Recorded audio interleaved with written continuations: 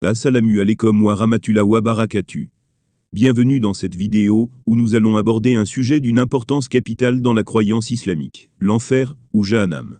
Ce concept est profondément ancré dans les textes sacrés de l'islam, tant dans le Coran que dans les hadiths du prophète Muhammad, paix et bénédiction sur lui. L'enfer n'est pas simplement une idée abstraite, mais un réel lieu de châtiment décrit avec une grande précision dans ses écrits, et qui est destiné à ceux qui se détournent des enseignements de Dieu, et persévèrent dans le péché. À travers cette vidéo, nous allons non seulement explorer les différentes descriptions de l'enfer, mais aussi examiner les divers types d'enfer mentionnés dans le Coran. Chacun de ces niveaux est attribué à des catégories spécifiques de pécheurs, en fonction de leurs actions et de leurs fautes sur terre. Ce n'est pas simplement un lieu de souffrance physique, mais également un état spirituel, où les âmes des malfaiteurs seront purifiées à travers des souffrances éternelles. Nous allons également nous pencher sur les conséquences du rejet des lois de Dieu, les péchés majeurs, et les actes répréhensibles, qui conduisent à ce destin, en nous appuyant sur des versets coraniques, et des récits prophétiques. Cette réflexion est cruciale pour mieux comprendre la justice divine, la miséricorde d'Allah, et l'importance du repentir sincère. L'islam, tout en nous parlant de ce châtiment redouté, nous offre aussi des enseignements sur la possibilité de rédemption, le repentir et la miséricorde divine, qui permettent à tout pécheur repentant de retrouver la voie du salut. À travers cette vidéo, nous nous inviterons à réfléchir sur nos actions, nos croyances et la manière dont nous pouvons éviter ce châtiment en nous rapprochant d'Allah. Tout d'abord, qu'est-ce que l'enfer dans l'islam ? Contrairement à certaines visions populaires, l'enfer dans l'islam n'est pas seulement un lieu de souffrance infinie et de feu éternel, mais il représente un état d'épreuve et de purification. Les âmes des pécheurs y sont envoyées pour expier leurs fautes selon la gravité de leurs péchés. Il est aussi un moyen de purifier l'âme de ceux qui n'ont pas été suffisamment purifiés dans cette vie. Le Coran et les hadiths nous enseignent que cet état est la conséquence de ceux qui persévèrent dans leurs actes de rébellion envers Dieu, qui rejettent ses commandements, et qui vivent dans l'ignorance et l'égarement. Mais savez-vous qu'il existe différents niveaux d'enfer dans l'islam ? Chacun de ces niveaux correspond à une gravité particulière des péchés commis. Alors que certains seront jugés pour leurs actes de méchanceté, d'autres seront confrontés à des punitions encore plus sévères. Découvrons ensemble ces niveaux et ces descriptions, pour comprendre comment la justice divine se manifeste à travers les différentes étapes du châtiment dans l'au-delà. Installez-vous confortablement, et préparez-vous à une exploration profonde, intellectuellement stimulante et spirituellement enrichissante sur le thème de l'enfer dans l'islam. La description générale de l'enfer, dans l'islam, l'enfer, ou Jahannam, est décrit comme un lieu de souffrance éternelle, un endroit où les pécheurs, après leur jugement, seront envoyés pour y être punis selon la gravité de leurs actes. Ce lieu de châtiment est évoqué à plusieurs reprises, dans le Coran et les hadiths, et il est dépeint comme un espace de chaleur intense, où les flammes brûlent sans fin. L'enfer est souvent associé à des souffrances physiques, mais aussi spirituelles, car il représente la séparation totale d'Allah, l'absolu. L'une des descriptions les plus marquantes vient de Sourate Al-Mulk, verset 6, où il est dit « Et pour ceux qui ne croient pas en leur Seigneur, le châtiment de l'enfer est pire encore, et quelle mauvaise destination !» Sourate Al-Mulk. Ici, le châtiment de l'enfer est qualifié de pire encore, ce qui implique qu'il dépasse les punitions connues dans ce monde. La chaleur est intense et constante. Les feux de l'enfer ne sont pas comme ceux de ce monde. Le Coran décrit même que lorsque les habitants de l'enfer demanderont à boire, ils seront désaltérés par de l'eau bouillante et des flammes qui les consumeront. Le verset suivant, Sourate Al-Furqan, nous dit « Et ceux qui disent « Notre Seigneur, éloigne de nous le châtiment de l'enfer, car son châtiment est un mal éternel. » Ces souffrances sont non seulement physiques, mais elles sont aussi d'une nature spirituelle, puisque ceux qui y sont jetés ressentent l'éloignement d'Allah, une forme de désespoir total, et de perte de sa miséricorde. Il est aussi mentionné dans les hadiths que l'enfer est un lieu où les âmes seront punies en fonction de leurs fautes. L'intensité du châtiment dépend des péchés commis dans la vie terrestre. Plus une personne a péché sans se repentir, plus la souffrance sera grande. Mais ce qui est aussi important, c'est qu'il existe des niveaux d'enfer, chacun destiné à une catégorie spécifique de pécheurs, selon leur transgression contre les lois divines. Les niveaux de l'enfer, l'islam nous enseigne que l'enfer n'est pas un lieu uniforme, mais plutôt un espace composé de 7 portes, comme il est précisé dans les hadiths. Chaque porte est dédiée à un type particulier de pécheur, selon le mal qu'il a commis pendant sa vie terrestre. Ces portes symbolisent une diversité de souffrances, chacune adaptée à la gravité des fautes. 1. Le niveau pour les hypocrites, munafiquins. Les hypocrites, ou munafiquins, sont ceux qui prétendent être musulmans, mais qui, intérieurement, rejettent la foi. Ils sont décrits comme les plus bas dans la hiérarchie des péchés. Le Coran nous dit dans Sourate At-Tawba, Allah leur a promis un châtiment douloureux dans ce bas monde, ainsi qu'un châtiment éternel dans l'au-delà. Les hypocrites sont jugés comme étant parmi les plus détestés par Allah, car ils trompent non seulement les autres, mais aussi eux-mêmes, en prétendant suivre la foi, alors qu'ils ne croient pas véritablement. L'un des hadiths indique que ces hypocrites occuperont un niveau particulièrement bas de l'enfer, plus bas que celui des pécheurs qui ont simplement rejeté la foi, mais ont agi sincèrement dans leurs croyances, même si elles étaient erronées. 2. Le niveau pour les polythéistes, mushriquins. Le shirk, c'est-à-dire l'association de partenaires à Allah, est le plus grand péché dans l'islam. Il est dit dans Sourate An-Nisa. Certes, Allah ne pardonne pas qu'on lui associe d'autres divinités, mais il pardonne tout ce qu'il veut, en dehors de cela. Ceux qui pratiquent le shirk, que ce soit à travers l'idolâtrie ou l'attribution de partenaires à Allah, sont considérés comme étant dans le péché le plus grave. Le Coran et les hadiths avertissent clairement que ceux qui meurent dans cet état sans repentance se verront condamnés à l'enfer pour l'éternité. Le niveau des polythéistes est donc extrêmement sévère, et les tourments y sont intenses. 3. Le niveau pour les injustes et tyrans, les oppresseurs, ceux qui causent du tort aux autres, qu'il s'agisse de la violence physique, de la corruption, ou des injustices sociales et économiques, seront également punis dans l'enfer. Ceux qui pratiquent l'injustice envers les autres, les tyrans et ceux qui ont abusé de leur pouvoir en maltraitant autrui, subiront un châtiment dans un niveau spécifique.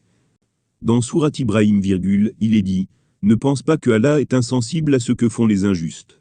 Il leur accorde un délai, mais le jour où leurs yeux s'ouvriront, ils seront remplis de terreur. Les tyrans seront particulièrement punis dans l'enfer, où leur châtiment sera proportionnel à la souffrance qu'ils ont infligée aux innocents. Cela inclut les dirigeants, les rois, ou toute autre personne en position de pouvoir qui abuse de son autorité. Les punitions physiques dans l'enfer. Dans l'islam, l'enfer, Jahannam, n'est pas seulement un lieu de souffrance psychologique et spirituelle, mais aussi un endroit de punition physique extrêmement sévère. Le Coran et les hadiths décrivent en détail diverses formes de tourments physiques infligés aux âmes des pécheurs dans l'au-delà, allant des flammes brûlantes aux chaînes de fer, en passant par des boissons bouillantes, et des poignards de fer. Ces punitions sont conçues pour être à la fois des souffrances corporelles et des épreuves spirituelles, en fonction des péchés commis pendant la vie terrestre. 1. Les chaînes et les fers. L'un des châtiments physiques les plus redoutables dans l'enfer est l'utilisation des chaînes et des ferrures. Le Coran décrit les pécheurs comme étant enchaînés, suspendus et tourmentés par des liens de fer. Les chaînes sont symboles de l'asservissement de l'âme au péché, et leur utilisation dans l'enfer indique que les pécheurs sont condamnés à une souffrance éternelle et à une humiliation perpétuelle. Dans le Coran, il est dit dans Sourate Al-Hadi, « Ce jour-là, les hypocrites et les hypocrites demanderont à ceux qui ont cru, « Regardez-nous afin que nous puissions avoir une part de votre lumière. » Il sera dit, « Retournez en arrière et cherchez une lumière. » Puis une barrière, ayant une porte, sera dressée entre eux. À l'intérieur, il y aura la miséricorde, tandis qu'à l'extérieur, il y aura le châtiment. Mais il est aussi mentionné dans des hadiths que les pécheurs seront enchaînés et soumis à une douleur physique inouïe. L'une des descriptions les plus puissantes vient de Sahih Muslim, où il est rapporté que les âmes des pécheurs seront suspendues par des chaînes chaudes et tordues, provoquant des douleurs ininterrompues. Ces chaînes brûleront leur peau tout en maintenant leurs corps immobiles dans une position douloureuse, les forçant à subir des tourments sans fin. 2.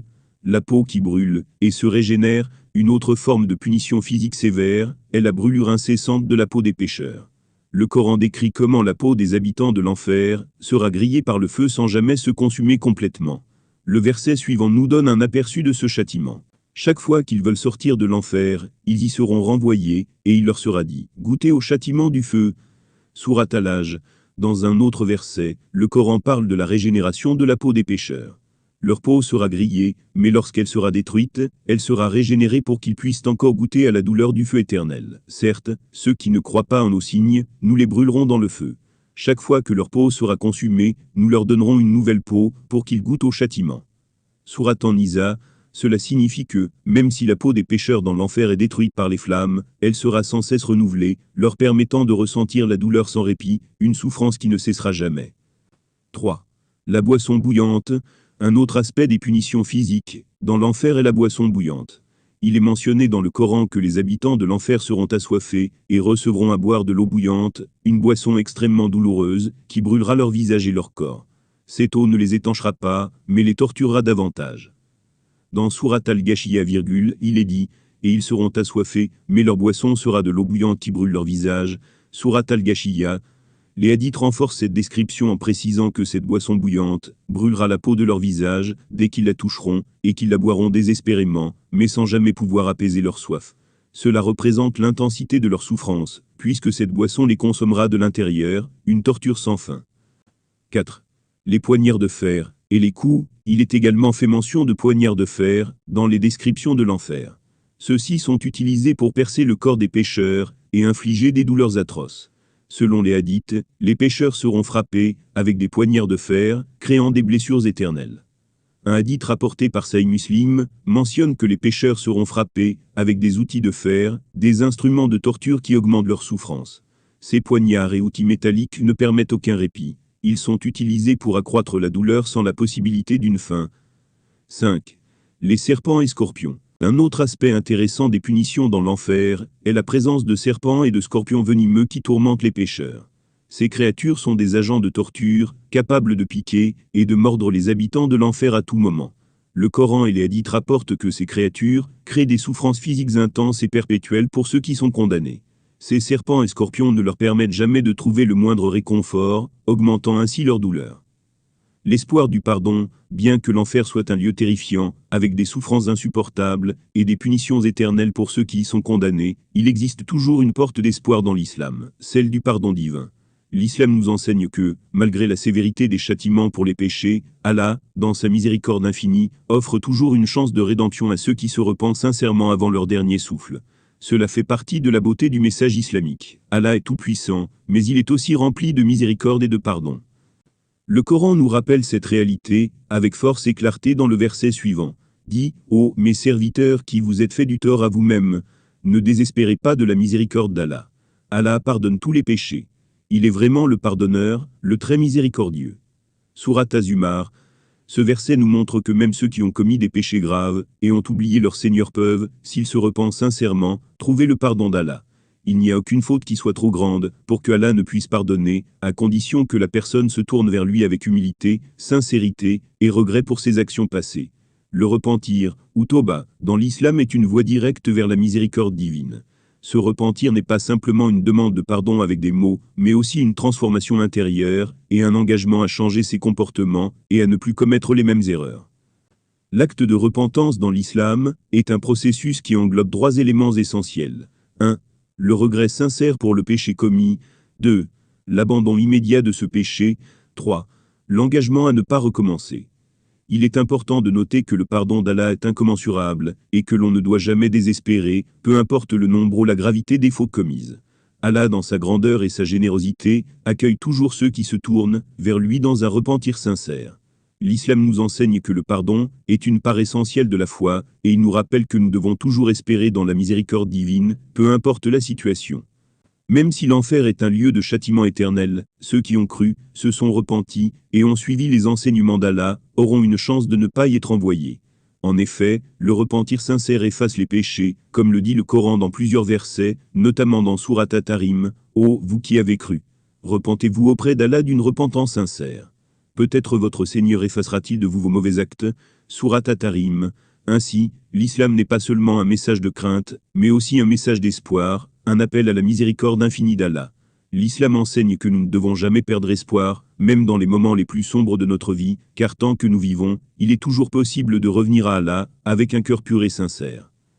En conclusion, l'enfer dans l'islam est effectivement un lieu où les pécheurs sont punis pour leurs actes, mais Allah est miséricordieux, et il existe toujours une voie de rédemption pour ceux qui cherchent sincèrement à se réconcilier avec lui. La miséricorde d'Allah dépasse sa colère, et même les plus grands péchés peuvent être effacés, si l'individu se repent sincèrement.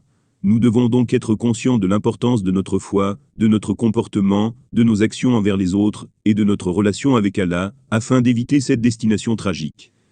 L'islam nous rappelle constamment que la repentance sincère est la clé de notre salut, et que le pardon divin est à portée de main pour tous ceux qui cherchent à se réconcilier avec Allah.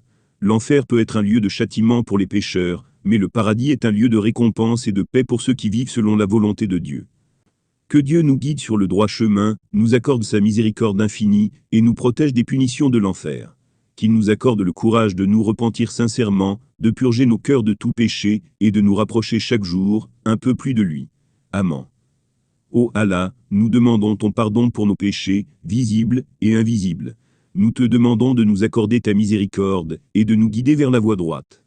Amen.